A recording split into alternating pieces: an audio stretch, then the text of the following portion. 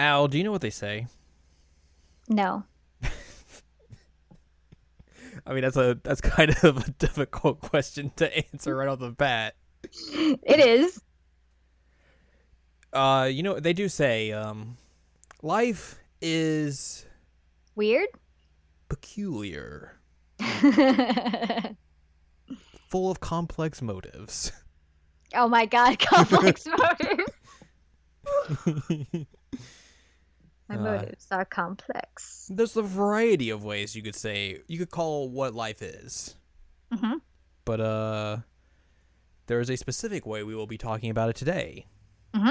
Here on this episode of the Season Anime Checkup OVA. It's episode 91. That's like 91 episodes. Wow.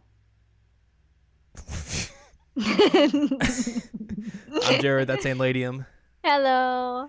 and this is a podcast where we have conversations about video games, anime, and manga, Mhm. which means today we're going to talk about a video game. Video game. A video game that came out a few years ago in the year of 2015. So some might say that's 3 years ago, depending on your definition of time. Time is a construct. It's a very much a construct and plays a lot into what we're going to talk about today as well. I didn't even think about that. I'm sitting here saying time is a construct, thinking of being philosophical, but it actually is in this game. God. So yeah, we are going to be discussing a game that you just recently played. Correct. That- You sat with me on. And I also hounded you to play it for quite a while. Yeah, but I mean, you'd backed off a little bit recently because of situation. Understandably, yes, there has been Yeah. some personal issues that you have had to deal with. And this is a game where it basically confronts some of those personal issues you've been dealing with. So I was like, what? Let's back off here. Let's pump the brakes on this. So I decided that since the next few months are going to be a little weird for me, I'm like, you know what? I need to tackle some of this head on. I need to do something fun with my pal Jared, but I can't Hello. get through this without my friend Jared. Yes. So you helped me through playing this, and Yes, that was helpful. But I did finally play it. you did. We're here to talk to you about a game that the SeasonAnimeCheckup.com called in 2015 the number 2 best video game of 2015. Oh dang! We're going to talk about Life is Strange. Mhm. Because that leads back to our joke in the beginning. Wow, circular humor. Circular humor. It all comes full circle. So yeah, this is a game that came out in 2015. An episodic game, obviously. And kind of was an interesting look at that genre because, prior to this, it was, if you wanted to look at episodic gaming, it was Telltale was the kings of it. And even then, their formula was starting to get a little bit old because they were just cranking out games right and left.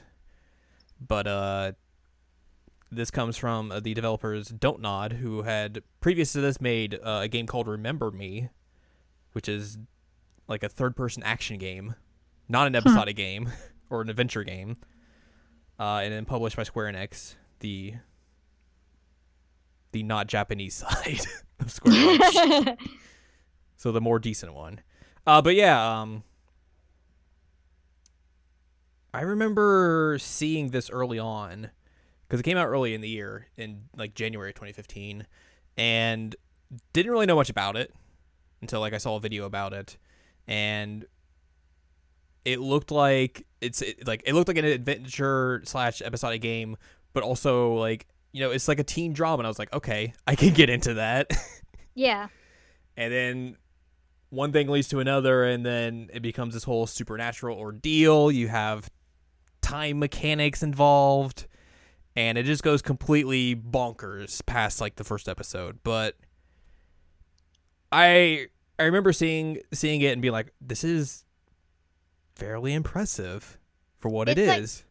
It's sort of like Twin Peaks, but in video game form and less intense. It's like if you took Twin Peaks and the video game equivalent Alan Wake, and then made it in a teen drama like the OC. Yeah. This Oh, is that's that. a good Yeah. comparison. I mean, they literally use music from the OC in this game, so. I mean, I just thought it was funny that like there were several times with the soundtrack, which yeah, we always have my music. Let's just get out of the way. Um, there were several times with the soundtrack that I was like, oh hey, I love this song. And You then I'm like, were. oh God, I'm one of those indie hipsters. That's me.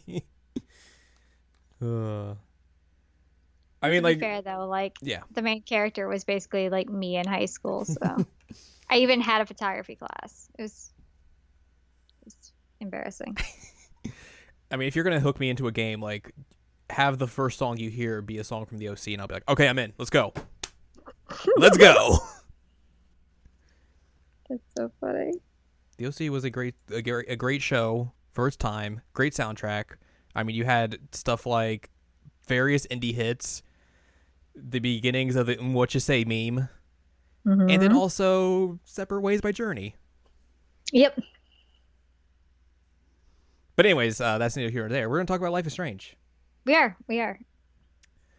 Uh, so like I said, like this is the first time you played through it. I've played Hmm. through it, I think, like a couple of times. I've seen other people play through it as well, so I was fairly familiar with it. I was able to help you out in spots, be like, okay, you need to weave around this, or like this is how you gotta set up this story and all that sort of stuff. But But for the most part, you took like a back seat and just waited to see what kind of choices I would make. and anytime you made a choice, I would just be like, "This actually will have consequences. Oh my God, that was so stressful. Choose wisely." So stressful. Because it is one of those games where you have multiple choices. Your story can play out in a variety of different ways. Hmm. Of course, like like most of those games, it eventually just comes down to usually like a single choice, which is like this is exactly what happens here. But along the way, how you get to point A, the beginning, to point Z, the ending, is going to be different from person to person, Correct. and even potentially the ending will be different from person to person, depending on what they choose. But yeah, you played through this, and we actually have not really talked about your overall thoughts. And we briefly touched on. You're like, yeah, I liked it. And you're like, yep, that's it. That's all we're talking about. I wanted to save it for here. Yeah. So, what are your thoughts? If you want So to I speak re I general did thoughts right really now, like it. yeah, I thought that it was a fun game. It's got a great art style for one, and I think that's one thing that really helped me enjoy the game if there's was that one the thing art you is like is it's good fabulous. art styles. Yeah, it's really stylistic. So it's not it like it's realistic, but it's not hyper realistic. Right. Um, so it kind of has like a comic booky look to it in certain scenes. It's interesting. Um, it is a little stressful when you see the little butterfly up there, like this action will have consequences. I'm like, oh God, what have I done? What have I done? And then there was one thing that I did like at one part in the game where like people kept bringing it up. I'm just like, no, I didn't mean to do that. But you This can't action will have undo it consequences. once it's did. Um, so I guess as somebody with anxiety, like that kind of thing is a little stressful for me. Right. And Yeah. it's not as bad as like Undertale, where I literally can't play it because like they know when you've undone stuff. Mm-hmm. Um, but I think that the story was actually really well done. I was not expecting most of it. Like I have somehow lived on the internet for this long and had 0% of this spoiled for me. That is surprising. Yeah. Yeah, But also, like, you're especially like the not circles I really. run in. Yeah, but I don't necessarily think like you're looking into that direction, and for the most part, unless you're like looking for that, you're not necessarily gonna find it. At least it's Yeah. been in my case. Even though like I'm a fan of this game, like unless I'm looking for like stuff about Life is Strange, like you usually don't see like permeate elsewhere. Hmm. Again, it kind of brought back some awkward memories for me because Max is a lot of what I was in high school, like a lot. in terms of like her inner monologuing and what kinds of interests she had and all. I'm like, oh my God. Like it's cringeworthy at certain points when you're doing it, and I can't imagine how people felt when I was doing it. But it also felt like really realistic in terms of like a teenage girl Yeah. inner monologue. Like that's one thing that's really hard to do, especially for adults, is write teenagers Yeah, properly. that's very true. And I think this really, like, it goes into stereotypes here and there, It obviously. does. But at the same time, it gets over the fact that high school sucks. It's terrible. And this game just really just proves that. Like, just all over the place. And I can really commend the game for that. But even then, like a lot of the characters are tropey, but at the same time, like even the side characters, a lot of them are interesting to talk to, or even just have like a goofy little side quest, like saving the one girl Mhm. repeatedly. And even, like you said, like, even if they are very tropey, like, there are multiple layers to these characters. Right. Like, they are not just their trope. Like, they can seem like they're a total terrible person, but maybe there are reasons why they have led up to this point, why they act the way they are, and maybe it's not just like, oh, I'm just a super terrible person, but like, like my parents are super and Yeah. have like just don't give a about me, and now I have taken that and I lash out against other people because of it. It's not And I like, think that it's good because like often you run into like those one-dimensional characters, but this mhm, one's like, all right, so yeah, this person sucks, or like, they're acting like you're terrible, but then like if you actually try and talk to them in a way, like, yeah, you kind of have to cheat to talk to them, but and by cheat, I mean rewind time and use their words against them. But like often you'll figure out like, okay, maybe they're not really terrible, or maybe they have self-esteem issues or something like that. And I think that's a good thing because you don't often get into that kind of character's head. right. And you don't often have a character who's like antagonistic towards the main character. And you're like, okay, well, why are they the way that they are? And then, not just going into the stereotype of, oh, this is the jock and I hate this kind of person. Brrr. It's like even the villains they try and set up early on, it's like by the time you get to the end, you realize like, well, they may have like bad qualities to them, but Mhm. they're not necessarily as bad as like I initially thought they were. Yeah, I feel the exact same way. And as we were talking about a little bit, there are two parts of this game that were actually somewhat difficult to get through. Hmm. Um, Especially like thinking of it later, but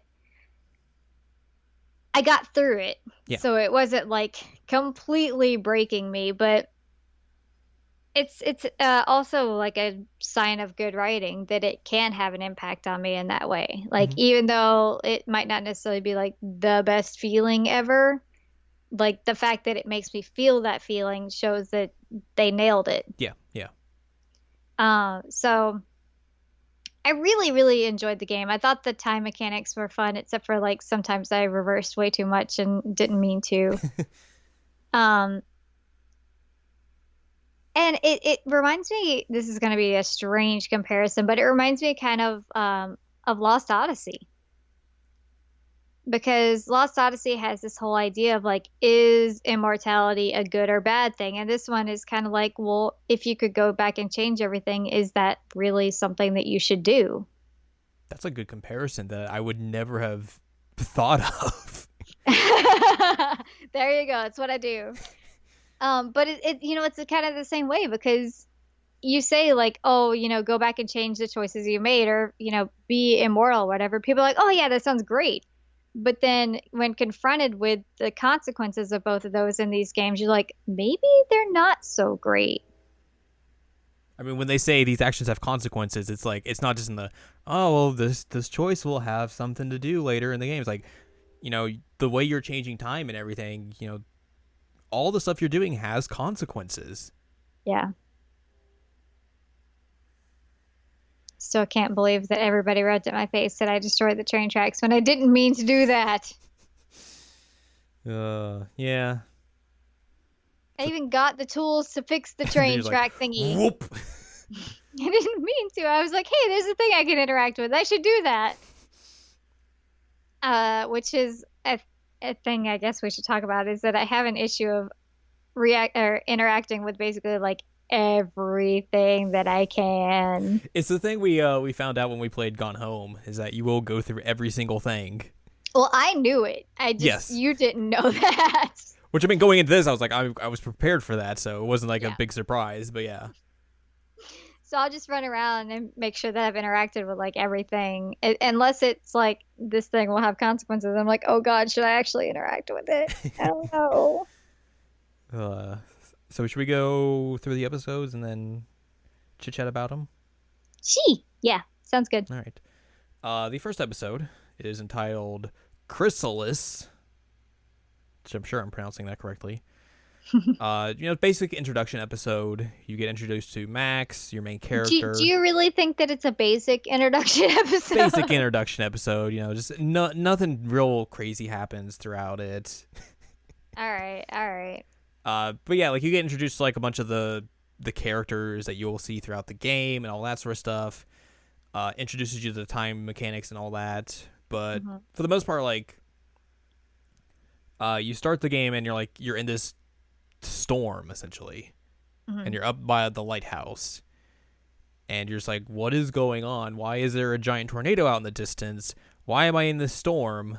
Oh God, the lighthouse is about to crush me. And then you wake up and you're in class, and you have to sit through a lecture, which is God, terrible. And then it kind of goes through like the whole song and dance of like, here's your opening credits, and then I got to go to the bathroom, and then here's where things get real wacky. Yeah. So you go to the bathroom, you're just chilling. You go there, you're doing your thing, Washing your face. and you see a blue butterfly fly in. Persona. The Velvet Room theme starts to play, and you see some old guy in the corner of the bathroom. He's like, "Welcome to the Velvet Room." Reminds me how I just reblogged a thing a few days ago about like Igor showing up in a porta potty. I mean, I believe it. That dude's a weird person. He would do it. He would. So yeah, like, you go take a picture of this butterfly, and then some dude just barges into the girl's bathroom, and he's like prepping himself up, trying to make sure he's like tough and everything. And then this girl comes in, and she's like accosting him, like, "Hey, you got your stuff? You got the stuff?" And he's like, "Oh, I'm not giving you anything." And then she starts to antagonize him some more, and then he pulls out a gun. And she's like, "Whoa, buddy, that's no." Too far. And he's like, "Oh, I'll show you too far." Blat. I don't think he meant to. Right. But Because it was during yeah, a struggle. He shoots her. And then yours in the corner like, "Oh, God." Well, Max like jumps out and puts her hand out like, no. And then like everything stops. Everything stops. And then, oh, God, we're back in class.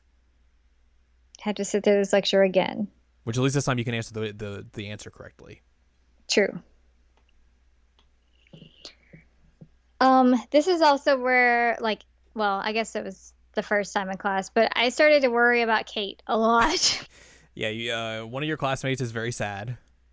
Oh God, you can see it on her face. Like she has dark bags in her eyes and she's so sad she doesn't want to hang out with anybody and people are throwing balls at her head and Like there's a reference if you look at the paper, like something happened with her.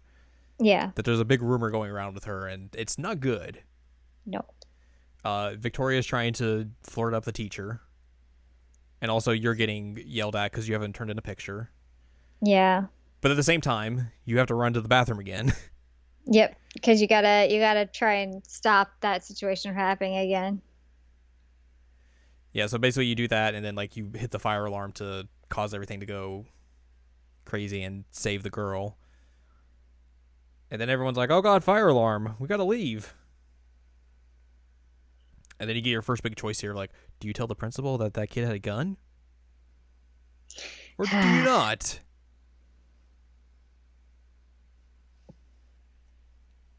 I did. You did. And that action had consequences. It did. Because basically later on, everyone's like, wow, I can't believe you tried to accuse this kid of this. Why? How dare you? He clearly didn't have a gun. Wow, you're a jerk. His dad like owns the school and also the town. Why would he ever do anything bad? Yeah, exactly. You're a jerk. You're gonna get in trouble for this. And I felt like I messed up already. And I'm like, oh God, I made like one choice and it was the wrong one. I still stand by that decision now that I've played through the game. So after that, you get a puzzle because you're blocked from going into the dorms. Yep. And you meet Samuel. You meet Samuel. Samuel loves the squirrels. His spirit animal is a squirrel. So you have to like find a way to get Victoria and her goons off the stairs, and by that you basically dump paint on them. Yep. Originally, you turn on the sprinklers and then you dump paint. And she's like, "Oh my God, my cashmere!" Also, this is the great point. Like before this is when you go up to her, you're like, "Can I get through?" And she's like, "No."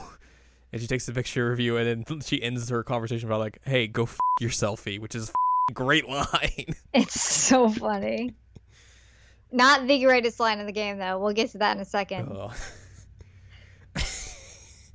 But basically, that happens, and then you can go up to her and like make fun of her, or like be like, "Hey, that sucks, man. That's a bummer," and actually be like a nice human being.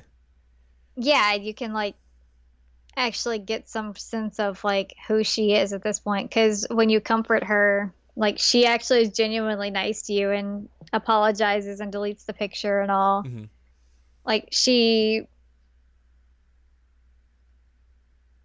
doesn't come across as just straight villainy at that point. You're like, oh, okay, there's something more going on with this girl, but you have to be nice to her. Like I didn't even consider being mean to her. So yeah, then you get to go inside to your dorm and do all that stuff. You have to find a sext at one point. Yeah.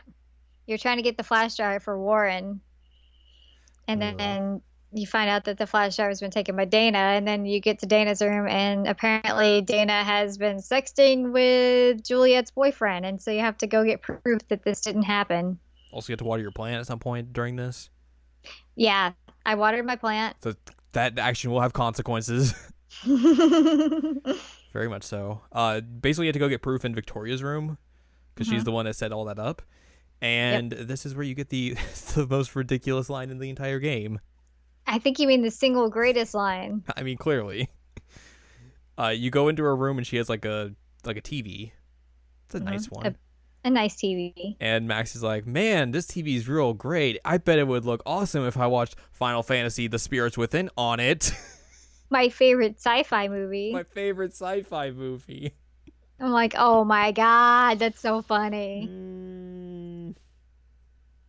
Like it makes me really, really hope that somebody on this team was like a giant Sakaguchi fan and is like just doing that to troll Square Enix. God, that would be amazing.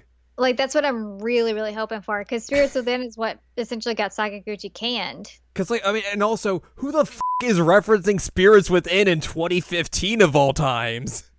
I mean, to be fair, like we've talked about Spirits Within a few times. I mean, true, but like, you're never gonna hear Square Enix reference it.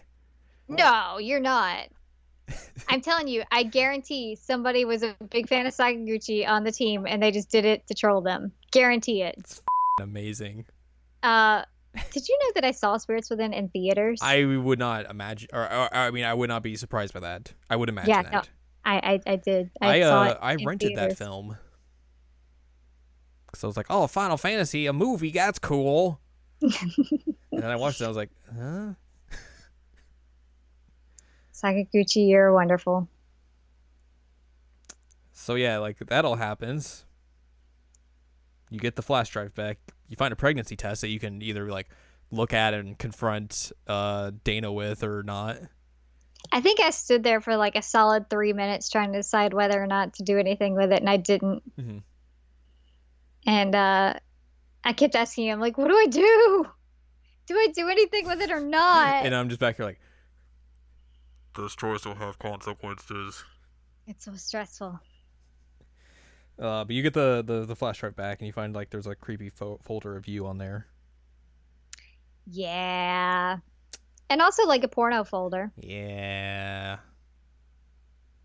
Like if you're gonna give somebody your flash drive, take your porn Yeah, off. like scrub that clean. Yeah. Or Literally like, and figuratively.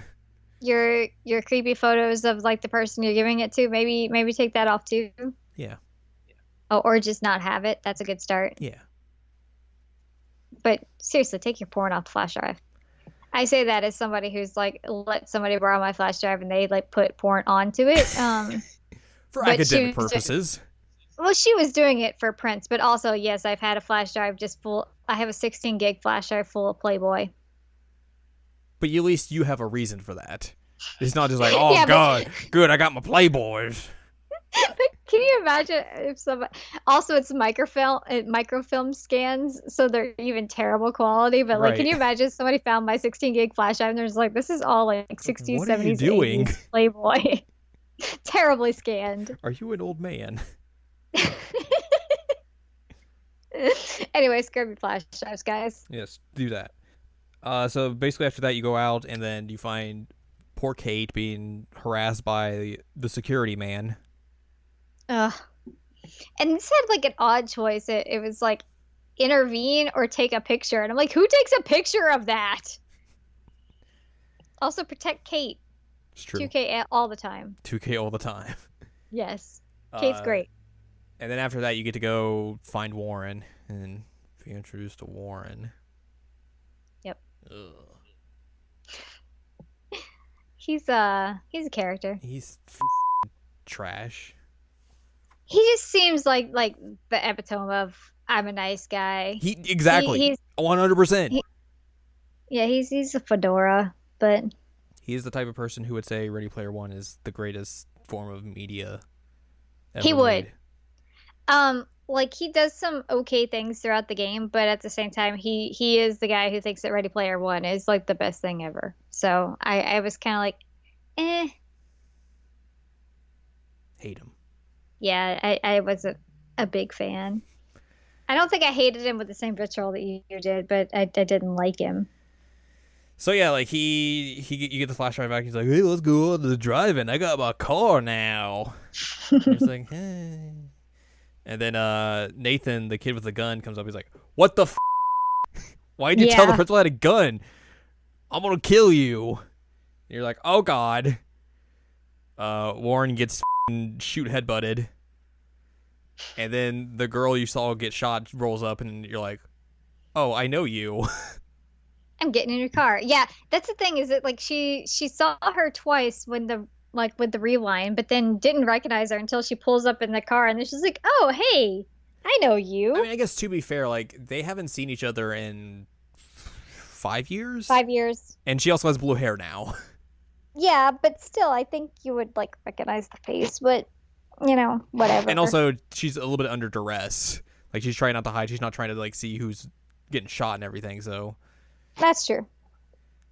I think it's a little fair to say, like, hey, she might not have recognized her, but yeah. But also, she's terrible at realizing who people are because true. there's another instance of it later on. So you get into a truck and drive off while Warren just gets the kicked out of him. Yeah, he gets beat up. He's like, oh, it sucks to you. So this turns out to be Chloe, who is your former best friend that you haven't seen in 5 years or talked to in 5 years as well. And you get an awkward drive home. Yep. And then you get to go to her house, hang out a bit, and then Chloe's stepdad comes home and you realize it's the security guy. And he's like, are you smoking the marijuana, the wacky tobacco? The wacky tobacco. Like, that's another thing. She didn't recognize who he was. And I'm like, come on. He Like, didn't have his hat on. yeah, Security that's all hat. it was. Is he didn't have the security hat. And she's like, I don't know who this man is. Oh, I know who this man is. And then, like, you're hiding, and then you can come out and, like, confront them or, like, wait and do all that stuff. Or just be like Al did. Come out and be like, yes, sir, that was my one weed. That's what I did. Is I was like, that was my one weed. You got me. I had the one weed. I, sir, was the one smoking the wacky tobacco. He's like, I'm going to call the cops. You're a drug dealer. Yeah, he thinks she's a drug dealer. And I'm like, Do you Bruh. actually like ever talk to children? Because if they come out and say that's their one weed, they're They're clearly lying. yeah, that's not the case. They're definitely lying to you, and they're not a drug dealer.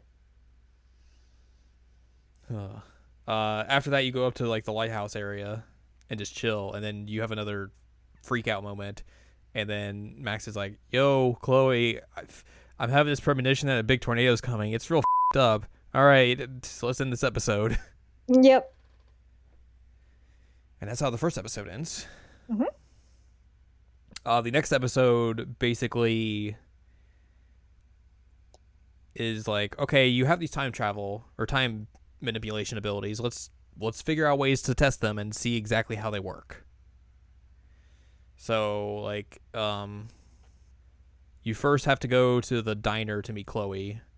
Hmm. Along the way, though, like you have to take a shower because that's proper bathing techniques are good, and also you learn a little bit more about what's happening with Kate.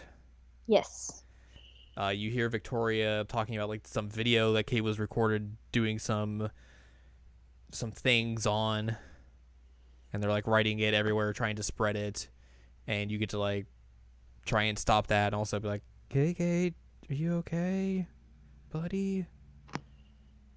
She's not doing okay. She is not She's okay. super not doing okay. Yeah, no, I was so worried about her the whole time. I was like, Kate, please, please. Like, there's a part later on, I think it was this chapter, that I was just like following her around the There school, was like, yeah, please, yeah. please don't leave, Kate. I'm worried about you. Because the thing with her is that she's like super religious, and Correct. what they caught her on film doing was that she was like making out with a bunch of people, but she claims that she was drugged, Correct. and everyone else is just like, "Oh, she's a." But And like, even her family, like her aunt sends her yeah, a letter and it's like, that is you inappropriate. Jezebel. Yeah, she calls her Jezebel. God. God, it's like '90s pro wrestling there. I was thinking more like 1890s, but I, the '90s were alive with the sound of the word Jezebel, apparently. Jezebel. Yeah. So yeah, like you talk to her and she's like, "Hey, what should I do? Like, should I go to the cops with this or what?" And you can basically like, "Hey, you should maybe go to the police," or like, "Hey, you should wait to find some evidence to really to nail this," because this kind of plays into what you had happen earlier with the gun choice, because Kate claims that it was like Nathan and the Vortex Club, which is like all like the preppy people and their clubs, and they have parties and shit. And she's like, yeah, it was something happened at that party. I got drugged, and he was like, "Oh, I'm gonna take you to the hospital and everything." And obviously, if you know how the gun incident happened, like you did, you're gonna be way more hesitant to be like, "Hey, go to the police." Yeah, sure, that's gonna be a good idea because you know that like, hey, this probably not gonna help because they're in the pocket of that family, Yep. and B, like, and you mentioned this, like sexual assault victims are kind of disregarded by police a lot. A lot. And if it's not completely disregarded, then they're like, okay, well, what were you wearing? What did you do? Mm-hmm. What did you lead them on? And that kind of stuff. And Mm-hmm. so it can be like extremely horrific to sit through. So like you went with the option of like, hey, we should wait for evidence, like concrete, definitive evidence, and if we get that, then we go. Yeah. And which is actually kind of the worst option because Kate gets real pissed at you. She's like, "What are you Yep. doing?" Nah, blah. But like in all honesty, it is the correct option Right. with all the circumstances involved. But yeah, like that happens, and then you go to the diner, you meet up with Chloe, and she's like, "Yo, test out your time travel stuff." So like, you get to tell her what she has in her pockets, and she freaks out. You get to tell her like the events of what's going to happen because you have to like rewind and watch everything that happens and do all that. And she's like, "Okay, you have you have time abilities. This is really weird."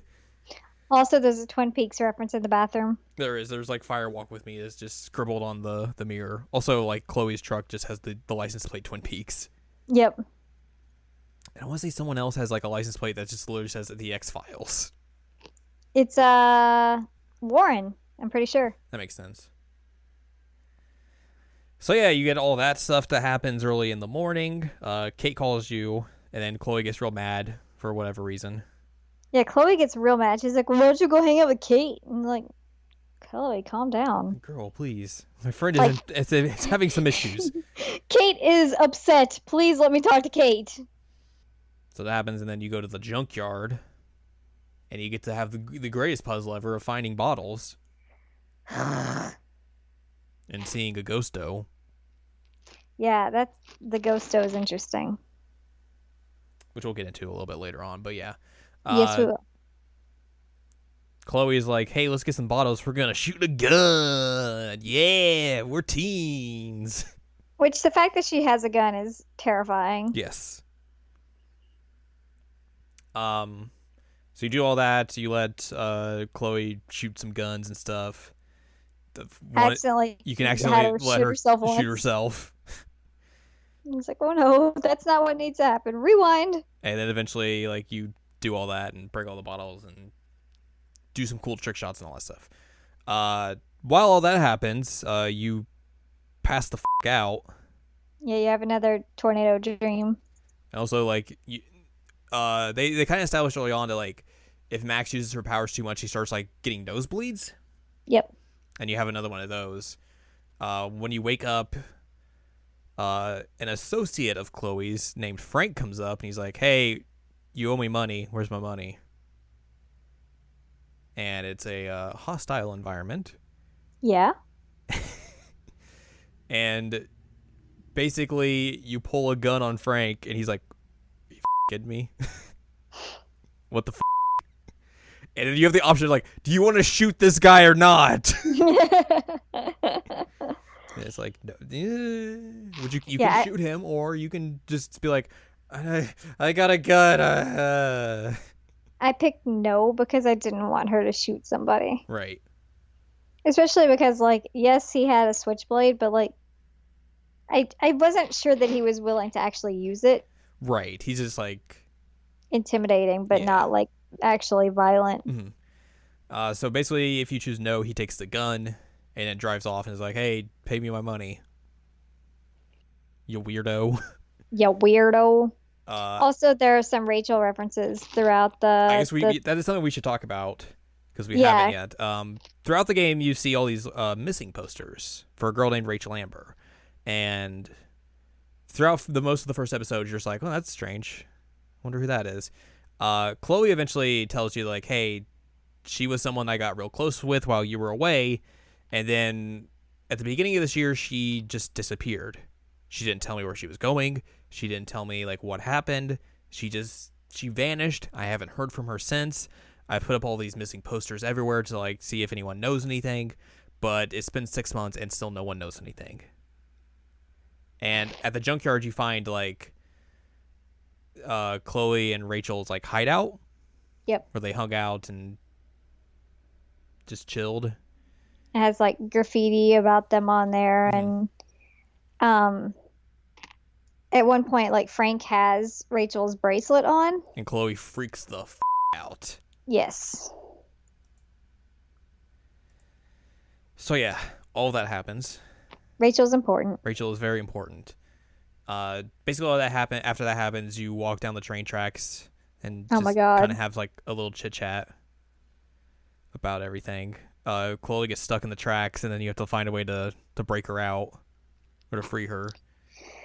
I even had the stuff to cut the wires. I had it in my hand, and I'm like, huh, I have to interact with this thing. What do I do with this thing? And then I destroyed the train tracks. Now that trucker is here for the entire time. He can't leave. I really, really wanted to rewind and fix that, and it wouldn't let me. So yeah, you get Chloe free, and then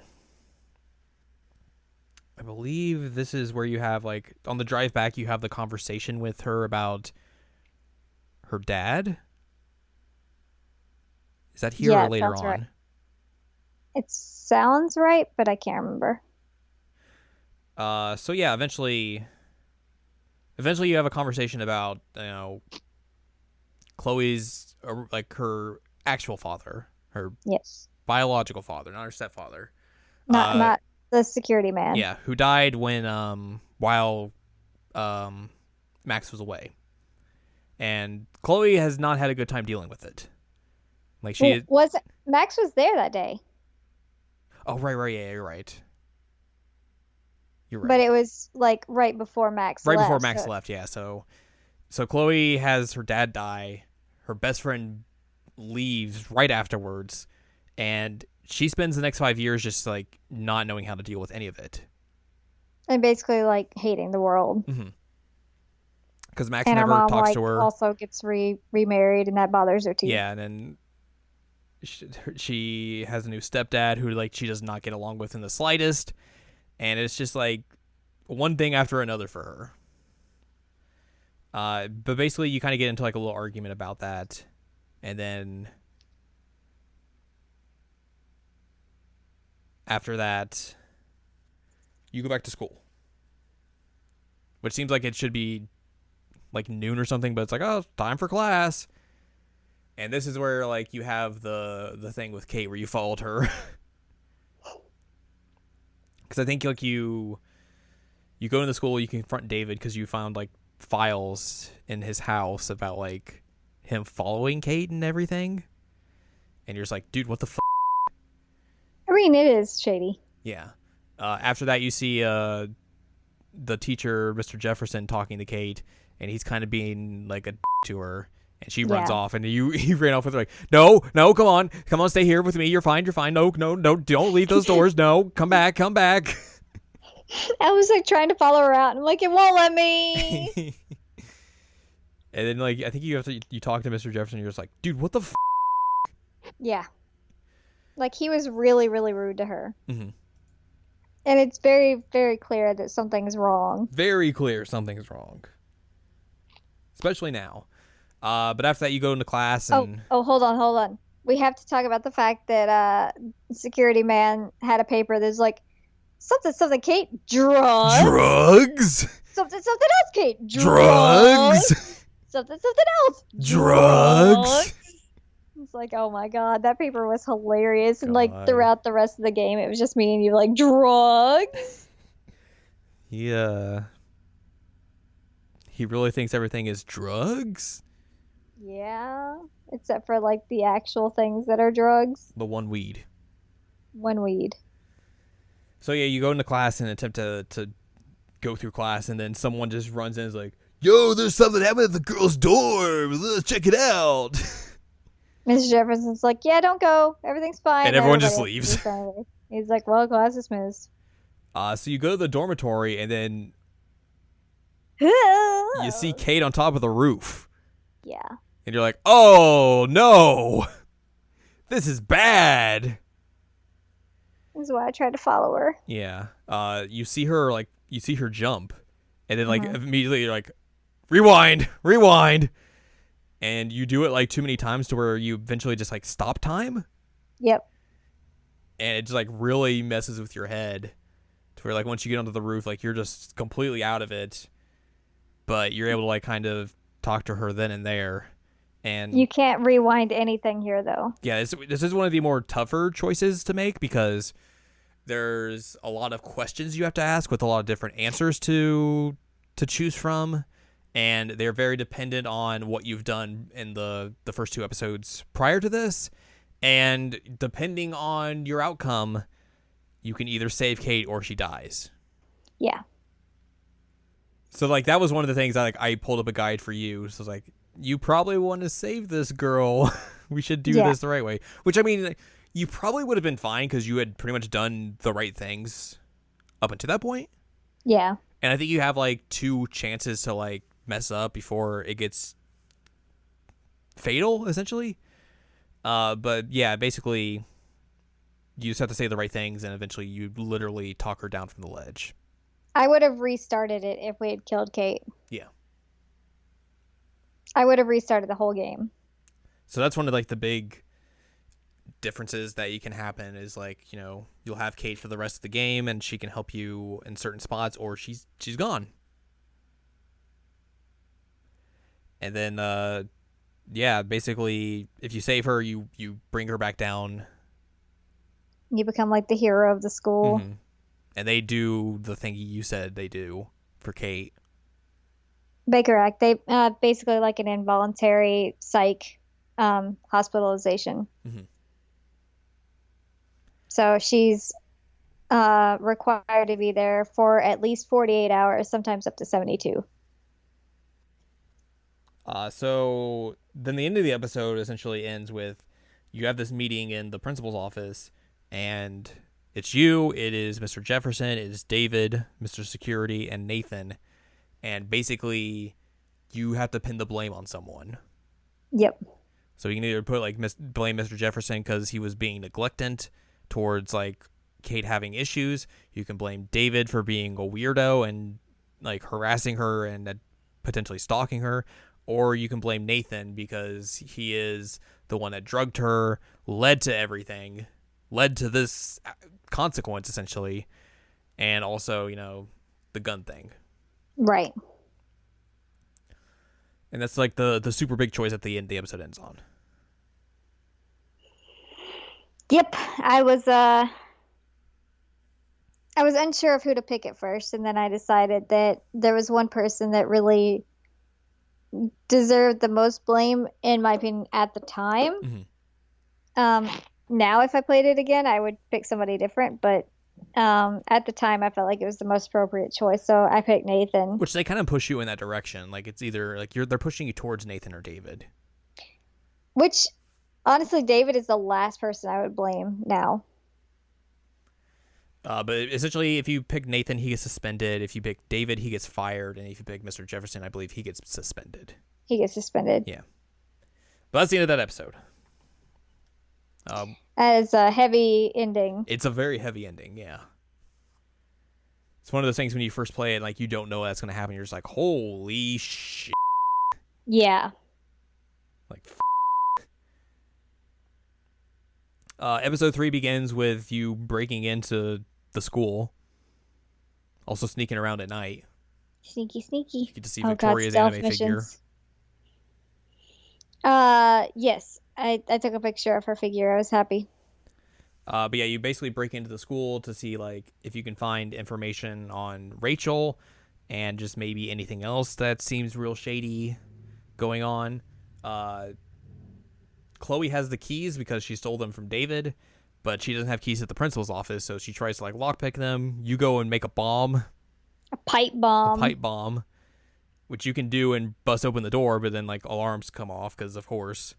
But then also you can just like step into the room, rewind, and then open the door and be like, ta-da! That was hilarious because I was like, oh God, I don't know what to do. And then I rewound everything. I'm like, oh. And you're like, you solved it. But yeah, you basically, you get in, you find some files on everyone. You get to see like everyone's GPA, like the more main characters essentially. You get to see like that Nathan's record is like essentially he's a falsified. Real record, and then he has a falsified record. Yeah. And then you see everyone else's, and then you find some interesting documents drawings that are on the principal's computer from like Nathan, and it's like this weird scribbles, but it constantly just refers to Rachel in the dark room. Yep. And that's it. There's no context for it. It's just that scribbled all over the place. Yeah, at first Chloe's like, God, this doesn't say anything. This isn't anything. And then Max is like, oh, it says something. Mm-hmm. So you find that, and then like you find like you said, like the actual record of his where he's had like outbursts and stuff, like yelled at teachers, threatened them, all sorts of stuff that has been basically swept under the rug. His grades aren't actually good. All that sorts of stuff. After that, you go to the pool, swim. Do some swimmy swims. And then after that, like, the security officer's like, yo, someone broke in here. We should find them. You're like, oh, stealth mission. Oh, God, the stealth mission. Which is, it's a stealth mission in an adventure game, so it's not that great. No. But eventually you find your way out, and then you just drive away and head back to Chloe's house. And sleep without pants on, because everything's chlorinated. Yep. Then you wake up the next day, you get to play some Bright Eyes. Lua! Which, when I first played this and I heard that, I was like, holy this is Bright Eyes. What the I'm so surprised they went with Lua, because, like I said, there's so much more, like, depressing stuff that they could have put in there. but they went with Lua, which is like one of that more upbeat songs, which is funny because it's like an acoustic, like da da da da Hmm. da da da da da da da da. So it's like really, really not all that happy, but But I guess also it's like it's more one of their more well-known songs. it is, and I mean it's about as like upbeat as Conor Oberst gets. That's true. And I guess for that scene, like you don't really need super depressing bright eyes. True. Like you can have a mild upbeat. I'm also very pleased with how much Jose Gonzalez is in this because he's so good. So you attempt to like put on your clothes and you're like, oh god, they smell like chlorine. So Chloe's like, hey, just find something in my closet. Rachel left some clothes here. She's your size. You could wear those. Convenient. Convenient. You look like a hipster. Even more so. Uh, you get the opportunity to attempt to kiss Chloe here, which you were like, Yeah. no. Well, you said that you did, and I didn't Mhm. because I felt like it's kind of the relationship between these two is odd to me. Like it's not a fair relationship, and Chloe's very manipulative. Like she is emotionally using things against Max that I don't think is fair. So it's a very imbalanced Yeah, relationship. And so I didn't feel comfortable having Max into that situation. that's fair. So I was like, you know what, Chloe, you've kind of been sucky to me a few times. Like the fact that she got so mad at me for taking the phone call from Kate really upset me. Hmm. And like that's a very like emotionally abusive type thing to do in a relationship is like, oh, you're talking to somebody else? What's that about? It's like, nope, nope, no thanks. Pass. Don't want anything to do with this relationship. Which So, like, which thankfully like they play it off like oh it's no big deal. the kiss Yeah, or me turning her down. like you turning her down, they're just like whatever, Yeah, they bring it up a few more times after I did it, but and it's like in a jokey way. yeah, I said no. And Max was like, I'm not that easy. So you dress up and then you go downstairs and Chloe's mom's like, Rach, oh Max, what's up? Yeah. Which is oof, Oof. oof. You get to have some breakfast and then Can't sneak out and try and find wait. some more information that you can discover. And then David comes home and then you have a big confrontation to where It's either like a giant fight. yeah you can either side with David or Chloe here. Yeah, if you do what I did, which is side with Chloe, then David like gets kicked out. Mm-hmm. If you Just if you side with David, I think like he doesn't get kicked out, but like Chloe's just yeah, I imagine. so yeah. What else happens in this episode?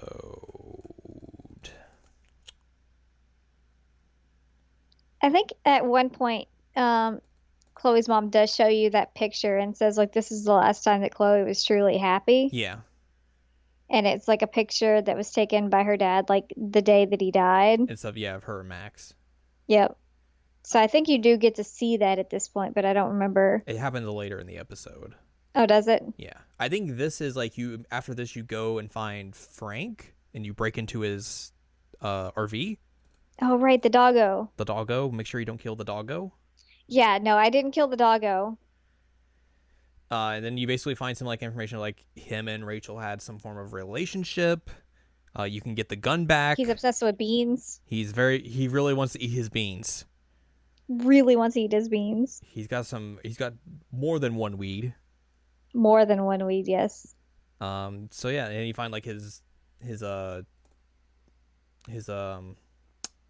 would you call it? His list of purchases or purchasers. His customer list, Yes, maybe. there you go. Um, Because you're so looking to you find like if he's connected to Nathan in some way. right, and so like the two big things are you get like the customer list and you get the pictures of Rachel and like a letter from Rachel to Mm-hmm. him, and so you're like, oh, something's going on here. And that makes Chloe freak out. Yep. She's like, "Oh, she didn't tell me! Oh my god!" What happens after that? Because obviously, I like just remember beans. beans happen. Yeah. Um. Shoot. I don't remember.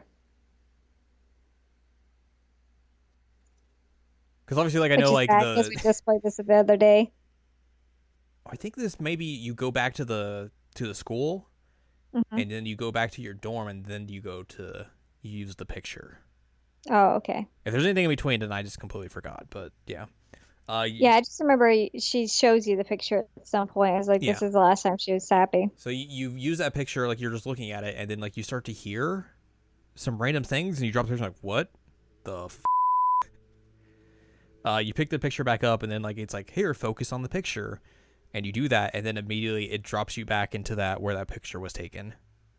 So you have officially actually time traveled into the past, but you are yourself in your younger self's body. Yep. So you look at this and you're like, okay, this is the moment that Chloe's dad dies. What if I prevent that from happening? What if I keep him alive? Hmm. How is that going to affect things? And that's a great question. It is. Thanks, Jared. So eventually, like, you have to do some things like you have to grab his keys, find a way to make sure he doesn't find them, because like he looks for them, and then he has like a little button to make noise if like you can't see them. It's like, oh, well, if I hear the noise, I'll be able to find them better and all that sort of stuff. So like you just chuck them out a window, Yeah, that's what it is. I just threw him straight out the window. and then eventually he's like, oh, I can't find my keys. That's weird. Then Max is like, what if you take the bus? The bus is real great. I love the bus. There's so much room on buses. And he's like, okay, I'll take the bus then. Max, you really like buses. That's fine. Yep. I'll go on the bus. I'll go to the bus. And then like Chloe comes up, she's like, what are you doing? You're weird. And then Max is like, oh, it's all great, yeah. And then like it has a sequence of events of like where you see all these photos of like events that you know of what happened, and they all start to change. Hmm. So like, obviously since he doesn't take the car, Chloe's dad doesn't die.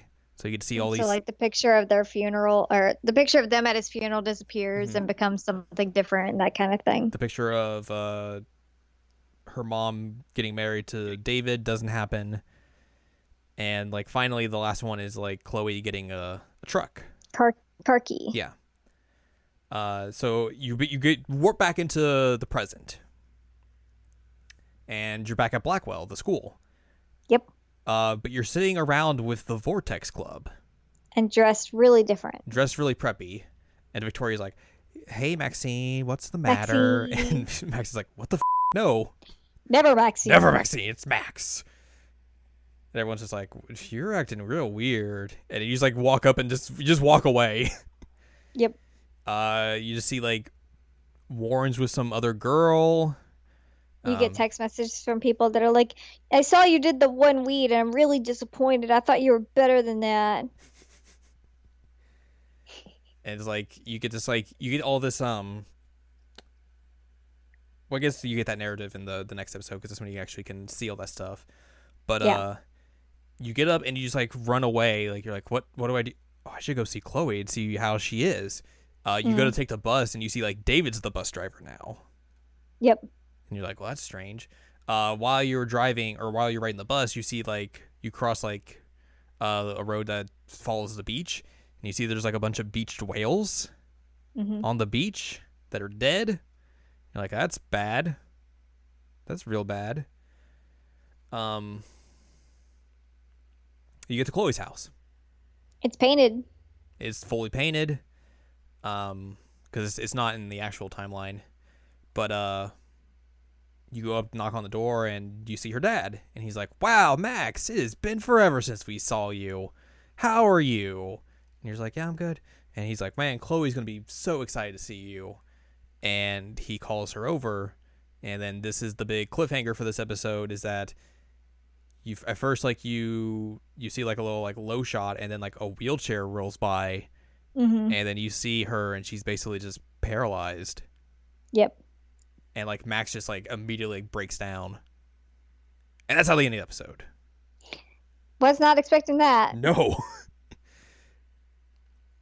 That was another episode where it ended and I was just like, what the I mean, you at least had the benefit of playing these episodes concurrently, one after the other. Me, it was like, I gotta wait another few months for the next episode to see what the happens. Yeah. But yeah, the next episode we begin in the same timeline. You were hanging out with Chloe, walking along the beach, and you get a little bit of insight exactly of what happened. Apparently, she got into an accident right after her 16th birthday. And in the accident, she broke her back. Yep. That left her in the wheelchair for life. She also has a trach and a vent to help her breathe, which I felt like a super nerd because I was like going through like all the,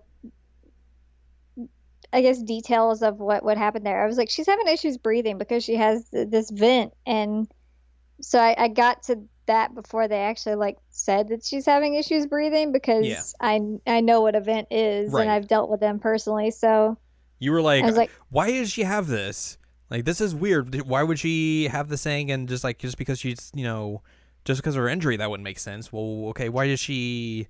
And you're like just figuring this out and trying to like work this out, and then eventually they're like, well, okay, this is what's happening, and you're like, haha, nailed it. Yeah, because just being paralyzed, you wouldn't need a trach and a vent. Yeah. But they explain that she does have issues breathing, so.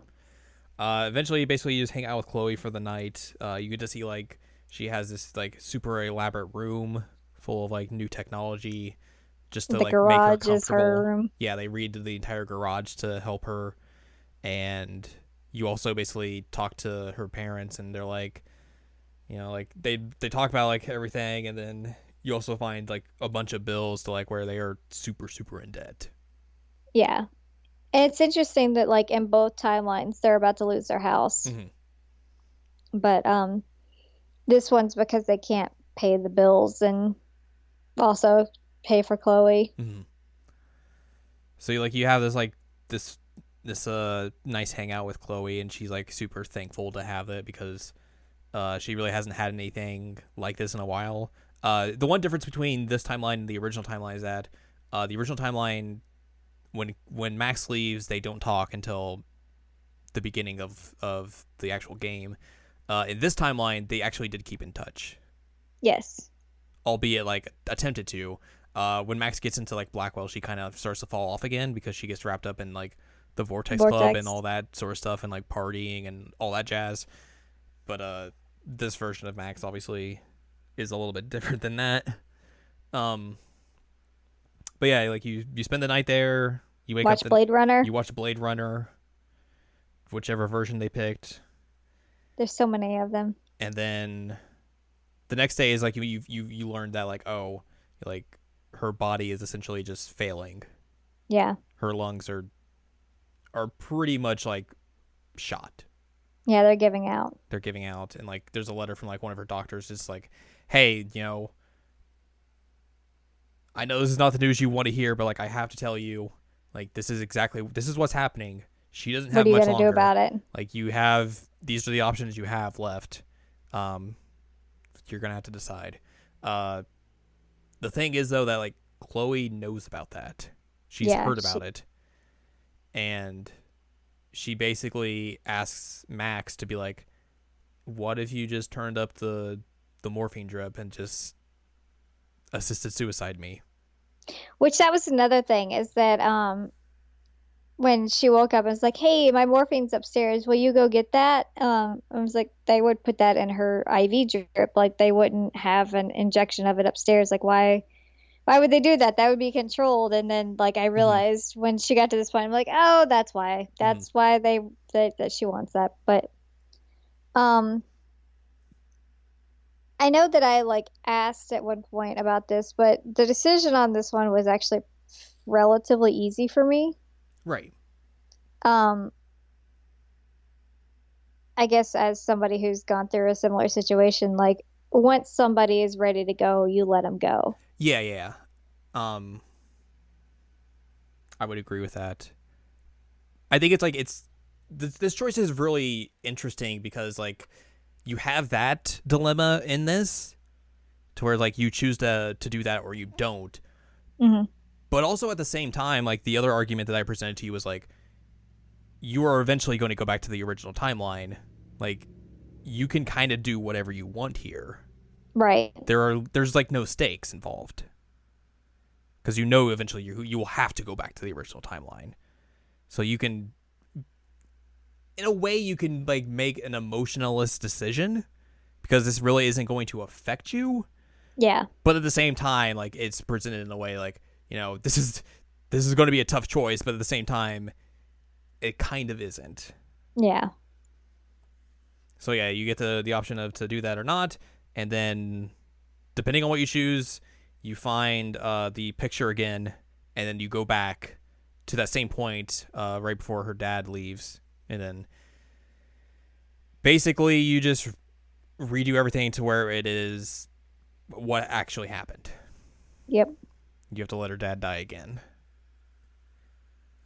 and then you come back to the original timeline, and Well, one thing she does is she burns the picture. yeah, she burns that picture, so like you can't.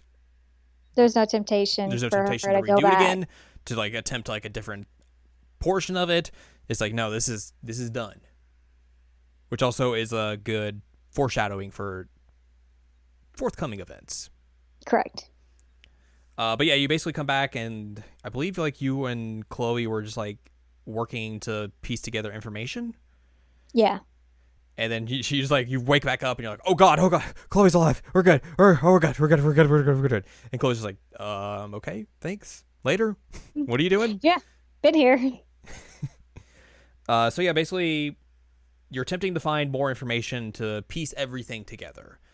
And one of the ways you're going to do that is you need to get Nathan's phone because you need to see if he was actually one of the people that was in communication with Frank. Yep.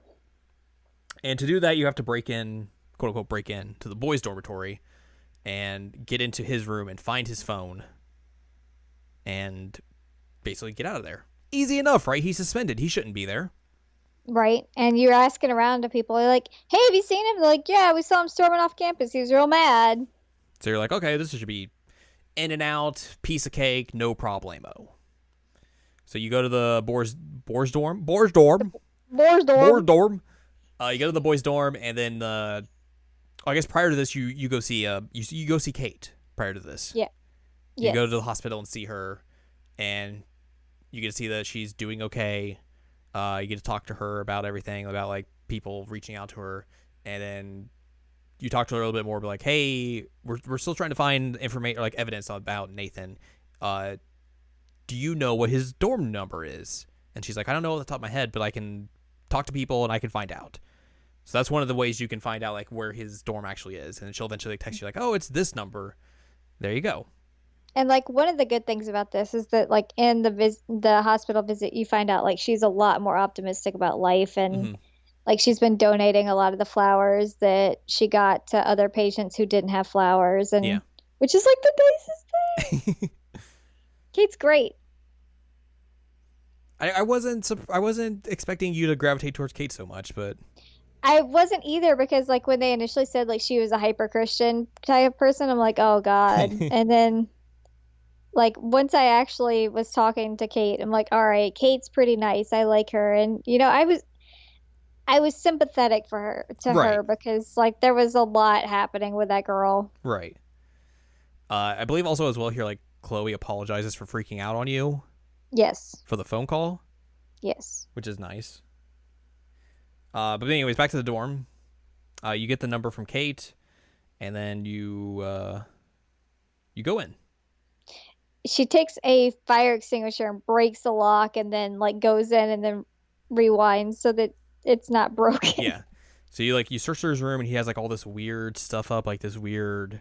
He has like bondage porn pictures up, like Yeah. that's odd. And then he's got like if I remember right, he has like a picture of Max in there, doesn't he? He does. He because he defaces your room, at one Yeah. point, and he takes one of the selfies from like your wall of like photos.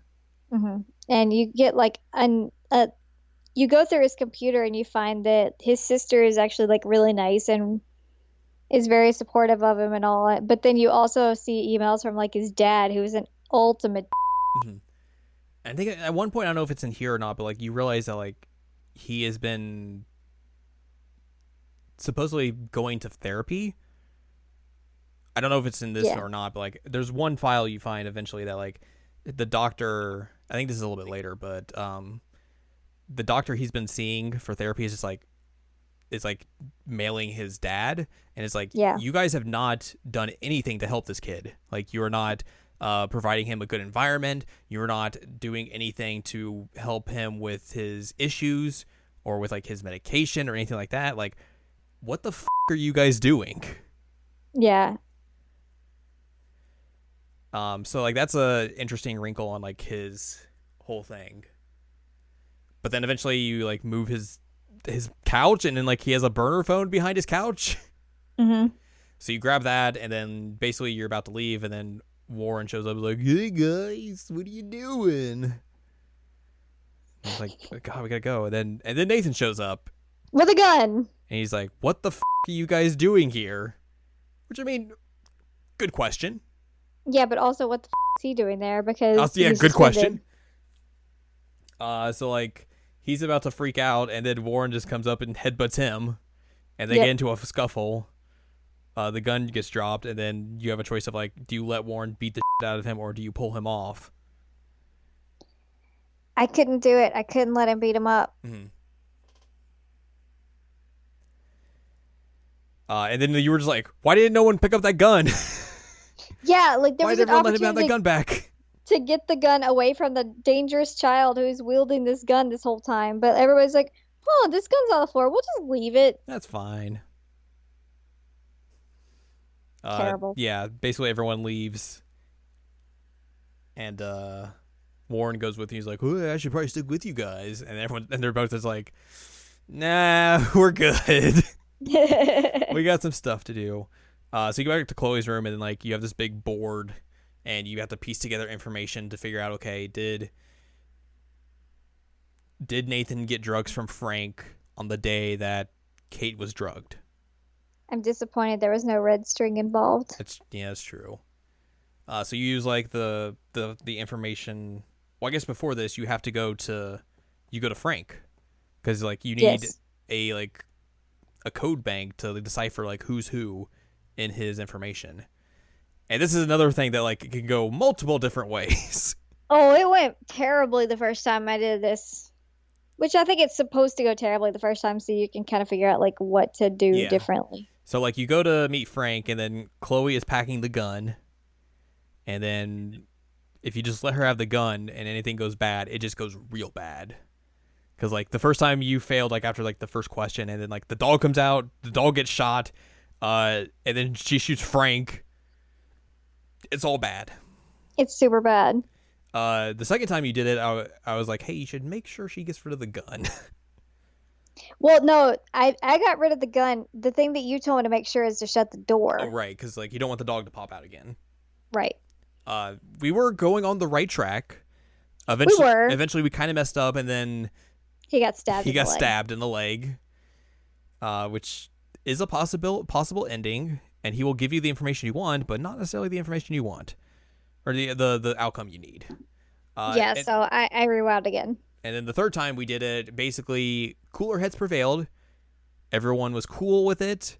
You're like, hey, if you give us this information, it can help us find out what happened to Rachel. And then he's basically like, okay, like you guys are real weird and creep me out, but like if that's the outcome you're trying to get, like I will do my best to help you. We have similar end goals here. Yes. Which one of the reasons we got it wrong the last time when he got stabbed in the leg is that we didn't remember that like he knew about us knowing about the Rachel photo. So we're like, did we see that in there when he doesn't know? Yeah. So it was a whole lot of us trying to figure out like what does he know and what do we know? Yeah. Which can make it kind of confusing, but yeah. But Uh, he's okay. And now he's like, y'all are weird, but y'all are all right. So have the information. he's like, Good I job, guys. will I will do what I can to help you guys out. So everyone's cool. So you have the information from Frank, you have Nathan's phone, also you have the information from David's computer, which has like GPS tracking and all that sorts of shit.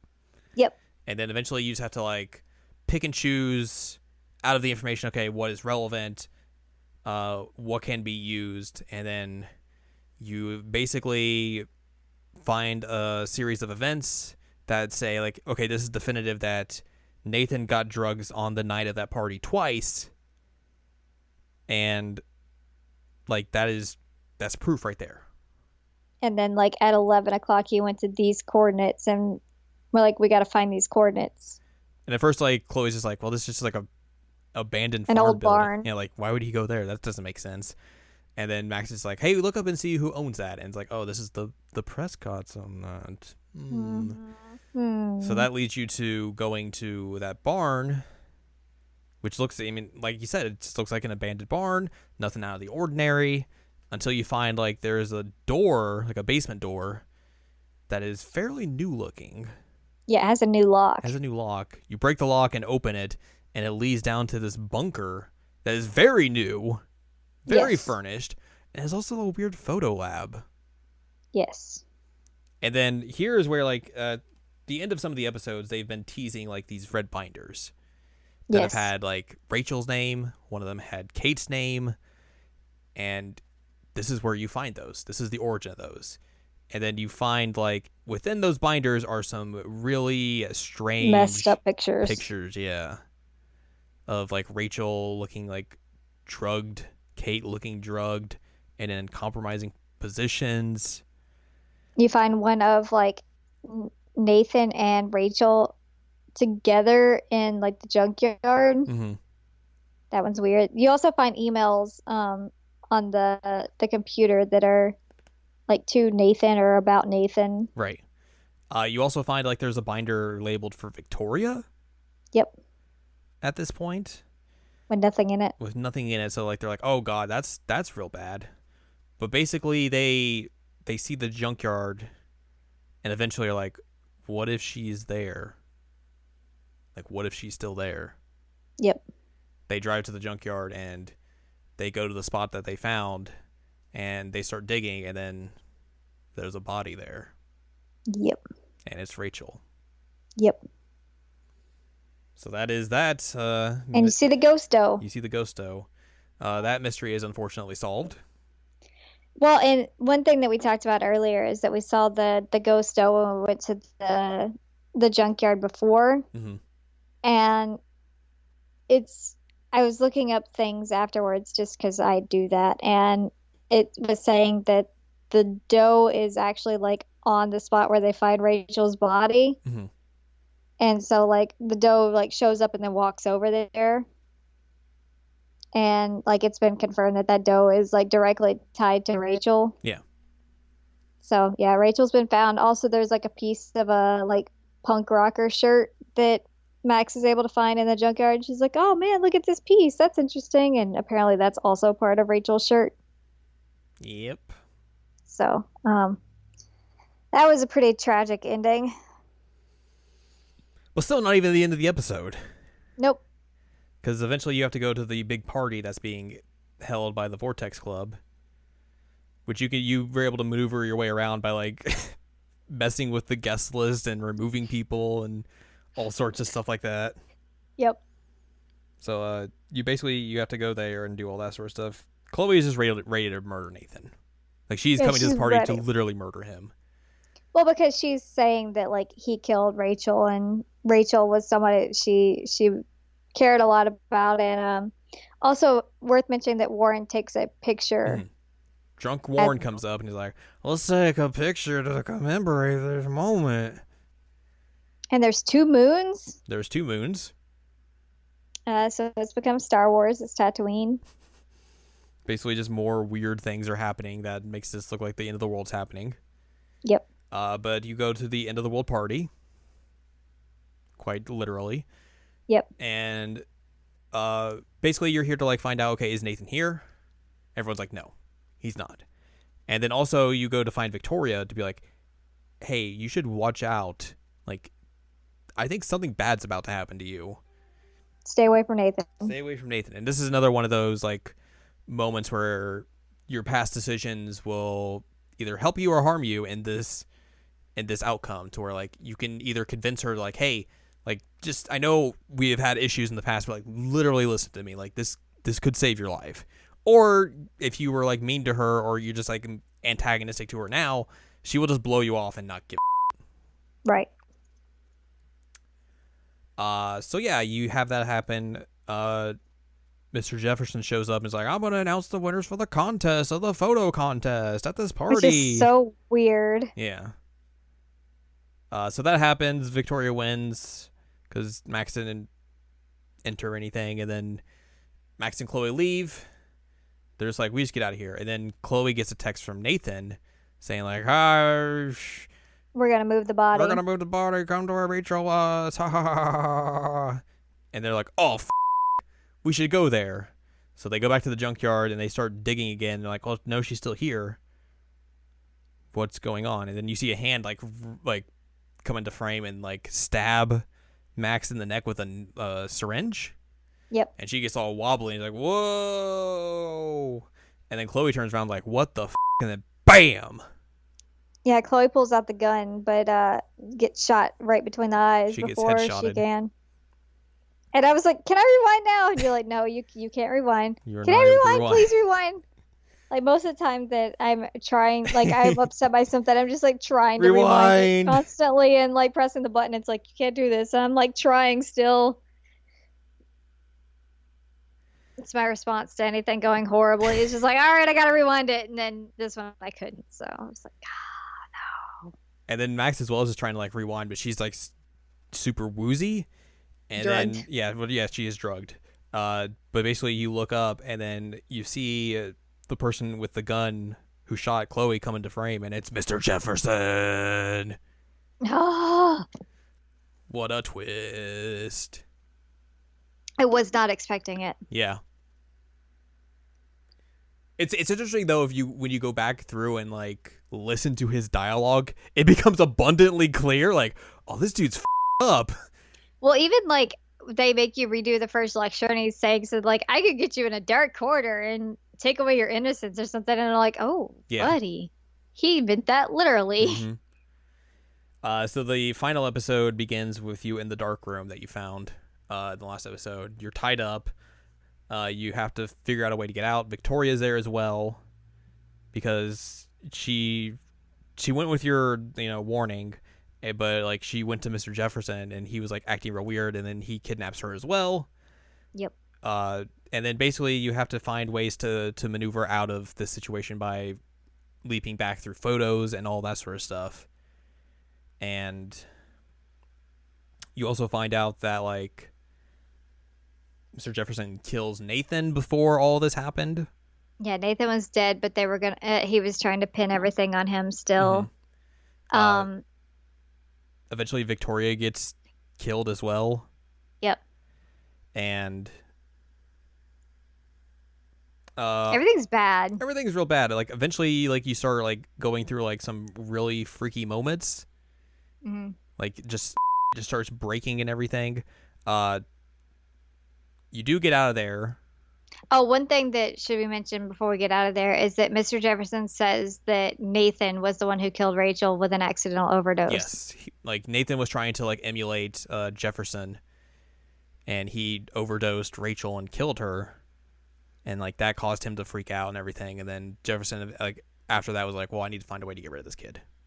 Yeah, which whether he's telling the truth on that or not, I have my doubts, but that's his official story, and right. So that's our explanation of what happened to Rachel. And yeah, everything's real messed up. He like burns your notebook at one point. Mm-hmm. Jerk. So yeah, like eventually you go through like this super, you go back in time, redo all like the events of the first day again, and try and fix everything. But like, because you can You go back to that first day, and then like you just like tell Jefferson off in the lecture, like, "Hey, this class sucks." He's like, "Okay, all right." You can like immediately after that like warn David, like, "Hey, Jefferson has this, and this. Go find it." And then he eventually gets arrested. You turn in your picture. You win the contest. You go to San Francisco to do the gallery thing, and you're like, "Yeah, this is all good." But oh by the way, the storm is still occurring. Yep. And you're like, "Oh." So like you have to go back again and end up back in the dark room. And here's where like you're further enough along to where like David shows up. Yeah.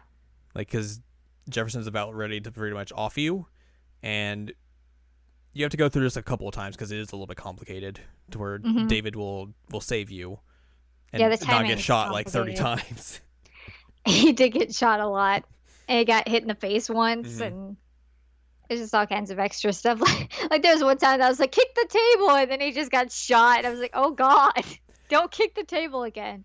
But eventually he's able to like wrestle Jefferson down, to beat the shit out of him and knock him out, tie him up, and then he's able to get you out, and you're just like, dude, thanks. And he's like, hey, how's Chloe?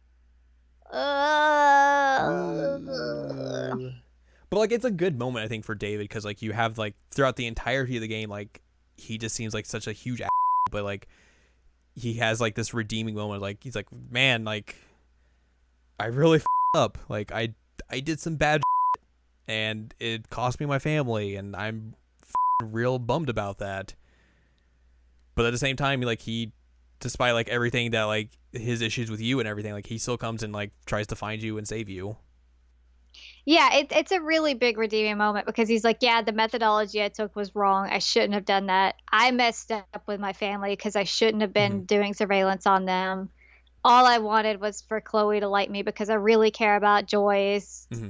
And like even admits that like, you know, he's like, look, like I came back from my service and like I did not like acclimate back well into society. Like I did a terrible job at that. It even says like it's not an excuse, but right. like that it's a really huge moment for him because like the whole game I hated him, and then you get to this point and you're like, oh wow, like for one, you're not a villain. No. And two, like you're going about it in the wrong way, but you genuinely do care about people. Like he had terrible methods, but he was really trying to do the best for everybody, and his crazy methods actually helped you at this point because he was able to figure out what happened to you and figure out that Mr. Jefferson was a psycho. I mean, he did put in his notes that never trusted a guy with a goatee. It's true, but so I mean, it was a good moment. Like it was kind of awkward because like all this intense stuff just happened, and then it's like, all right, let's have a heart to heart in this bunker while Mr. Jefferson just sits there passed out. But it was good. It had to happen, and I'm glad that David wasn't that bad of a guy. Which is one thing that's interesting about this game to me is like characters that I didn't expect to like. I did. Kate was one of them. David was one of them. And I mean, they just had layers and like an onion. A lot of those characters have layers in like just so many different ways that you're just completely not expecting. And it's really good. But yeah, him asking me how Chloe was, I'm like, oh, buddy. Yeah, like basically you can be like, you can tell him the truth, or you can just be like, oh, she's back smoking a weed. And he's like, oh God, thank God, I'm so glad she smokes marijuana. Yeah. Which I chose that one because I knew that we were gonna try and fix it, and I didn't want to hurt him. But then you also told me like, if you tell him the truth, he's gonna kill Jefferson. And like, I don't want that on his hands. I don't want him to murder somebody because he already has enough PTSD. Like, I didn't want him to murder somebody. Yeah. So after that, you call Warren and be like, hey, do you have that photo still? Like, I kind of need it. Yeah. It's very important. So you steal Jefferson's car and like drive it through the huge storm that's actually now happening. And then you run through like downtown Arcadia Bay and it's just ruined. Like just destroyed. Then you have to maneuver your way through to get to the diner and like saving people along the way by various methods. And then eventually you get to the diner and you find Joyce there, you find Warren there, and you also find Frank there. If you let Frank live or didn't kill Frank. Yeah. And you find his doggo there. You find old good old Pompadour. So you get to talk to everyone there. Basically being like, hey, how are you doing? How's everything? All right, good. Later. You get to talk to Frank and kind of let him in on what's happened with the investigation. You can kind of tell him if the outcome of Rachel or not. Yeah. And then It's interesting here. You also get some like information from Joyce about like why she fell for David. yeah, And so that was nice that like she was talking about like his positive traits and why like, she wanted to marry him and everything. yeah, because like at this point you can kind of be like, you should, like, hey, like he's not that bad of a guy. Yeah. Like, yeah, give him a second chance. You should reconcile. Yeah. And then you get to talk to Warren and get the photo. And You just be can like, kiss him apparently. if you really went down that route, you can go that route, or give him a hug, or just do what we both did and be like, all right, later, gotta go. I mean, the thing is that like I didn't go that route. Like I turned him down at pretty much every opportunity, and so like, hey, you could kiss him here. Yeah. I'm like, what? Why would I kiss him? I've turned him down for everything. But yeah, I didn't hug him or kiss him. I was just like, all right, gotta go. Bye. I didn't think either one of these love interests was a good love interest, so I was just like, she's not gonna have love interest. Her Nope. love interest is photography. So you get the photo and then you run back into the past one day, and you're back at the party, and then you have to like convince Chloe like, hey, let's not go murder Nathan. Like, yo, bad shit about to happen. I know who did everything. Like, let's go back home. Let's talk to David. Let's clue him in on everything. We can get Jefferson arrested and everything. Get all that sorted away. So like, Nathan's not gonna die. Victoria's not gonna die. You're not gonna die. And it'll be all hunky dory. Which is essentially what you do. Like, you get another like flash forward through like photos of like stuff that happens, and you get to see like David like coming in with like the cops to take him down and everything, and then eventually you wake back up and you're by the lighthouse again. I think Nathan got arrested, but like he was alive. Right. So you're at the lighthouse again, and then you're just like, oh god, the tornado, I forgot about it. And then basically you have like this dilemma of like, okay, well, like, how do I fix this? How am I going to fix everything? Like, clearly this tornado is still going to come and destroy everything. What do I need to do? And then you have like a conversation with Chloe about that, and then eventually just like you go up, like you walk up more towards the lighthouse, and then you just pass the out. I'll say we get the nightmare sequence. And now there's like this nightmare sequence where just everything goes completely bonkers. Ugh. And it's super weird. It is very weird. Like, you replay the beginning of the game again, but like dialogue has changed to where like you ask Mr. Jefferson to put you in the dark room.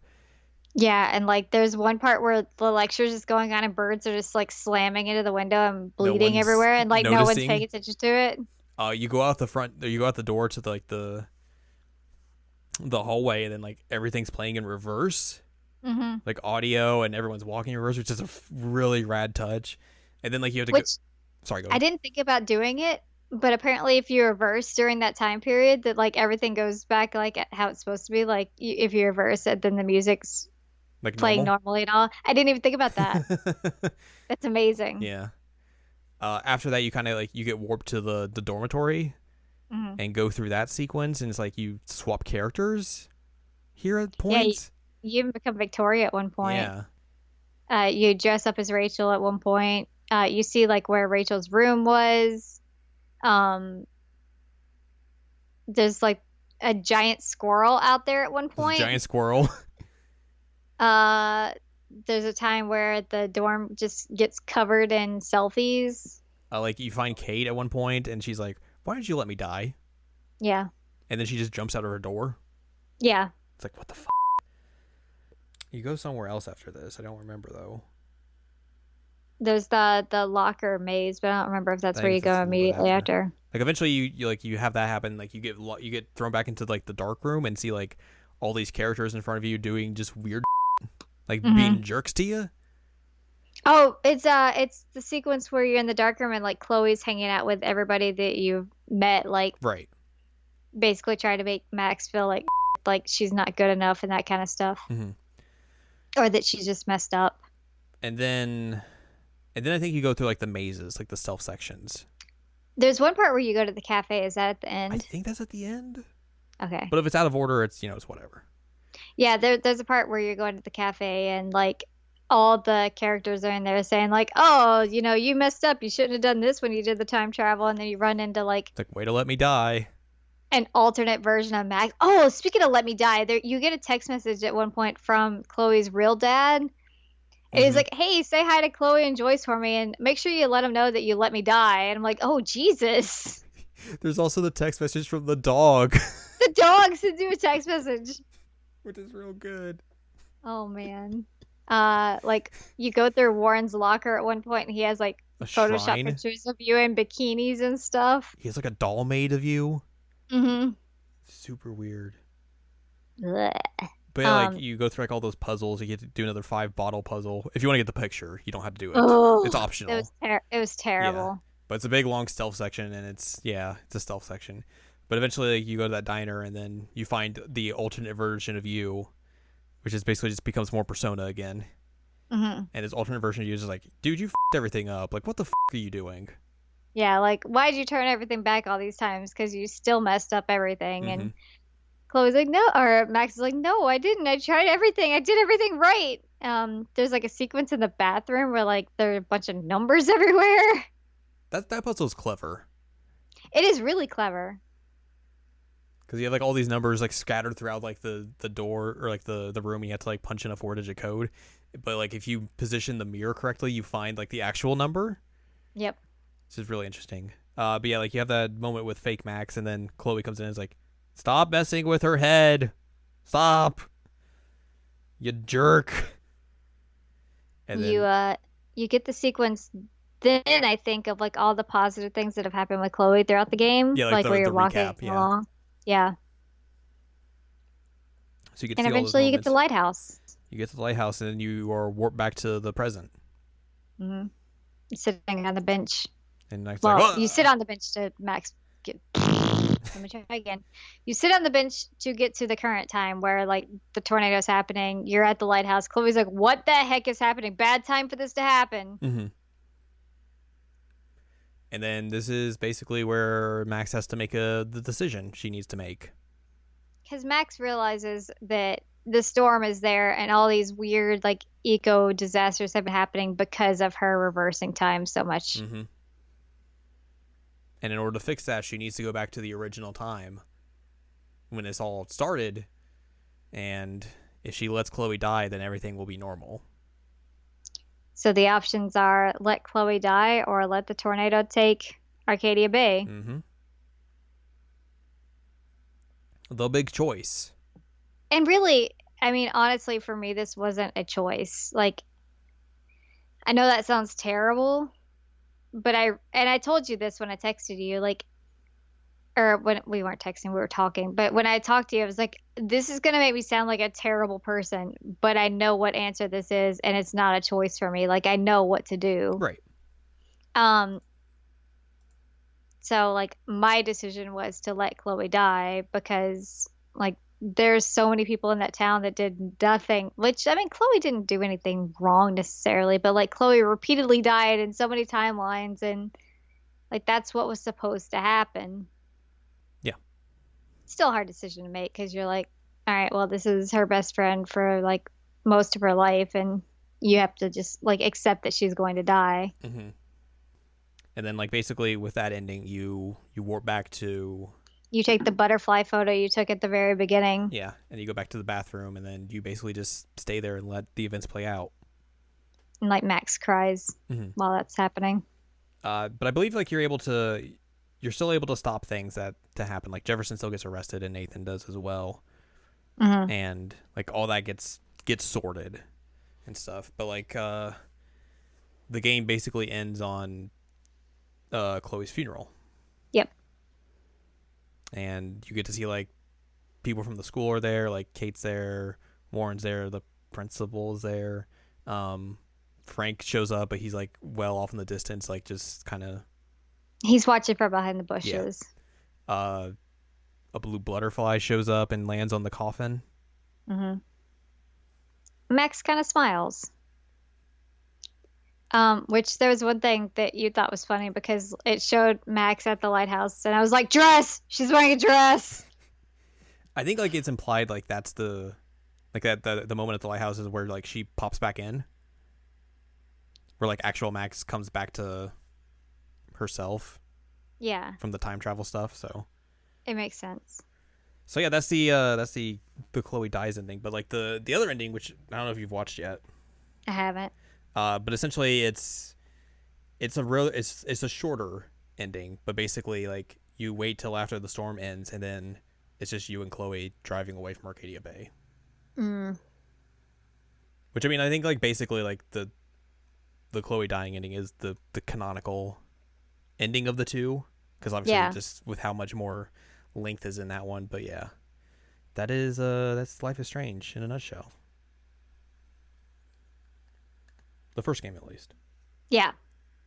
because they did make Before the Storm, which we have kind of talked about on this show, Hmm. where it's a prequel based around Chloe and Rachel's relationship, and then they are getting ready to release Life is Strange 2 at the end of the month, which is its own self-contained story. And I played the captain, whatever thingy, the superhero kiddo. Yes. Which apparently, I read this. Well, supposedly. I don't know if this is actually true or not. Let me see if I can find it again. I'm just going to keep talking until I say anything, because I'm just going to just talk and talk and talk and talk. Well, one thing, Whoa. once it goes on sale, like I do plan on getting Before the Storm to just see like what it's like. I know that it's different in a way because she doesn't have like the supernatural abilities and all. Right, yeah. But I'm interested to see what it's like. I just gotta wait for it to not be expensive. It's more a self-contained story, because like you don't have that, those supernatural elements to it. It's just more like more of a normal slice of life story in a Yeah. sense. And I'm interested in two. I'm really interested in two. I'll probably pre-order it. So this is a bit of trivia on the Life is Strange 2 wiki page. So take this with a grain of salt. Okay. Uh, the Captain Spirit free episode seems to take Hmm. place during the events of Life is Strange 2, as it said in December 2016, while the released Seattle gameplay footage of Life is Strange 2 is set in October 2016. Hmm. Interesting. So yeah, take that for what it's worth. Yeah. But yeah, I'm very interested in what they're going to do with Life is Strange 2, because, like, obviously this is a completely separate story from the first game. Like, they've pretty much come out and say, like, hey, that story's done. Yeah. We're not revisiting. We did the prequel. Well, another team did the prequel. We are not going back to that story. This is its own separate thing.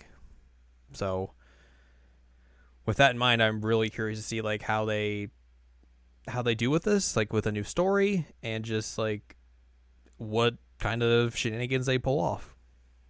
I mean, I'm excited. After playing this game, I'll definitely play two. I'll have a hard time doing episodic stuff where like I don't get to just continue. Yeah, it's the one problem, but it's the thing with episodic games. Gotta Yeah. wait. So I'm interested now. So I played this one and it was a good game. Mm-hmm. I'm glad you finally were able to play it.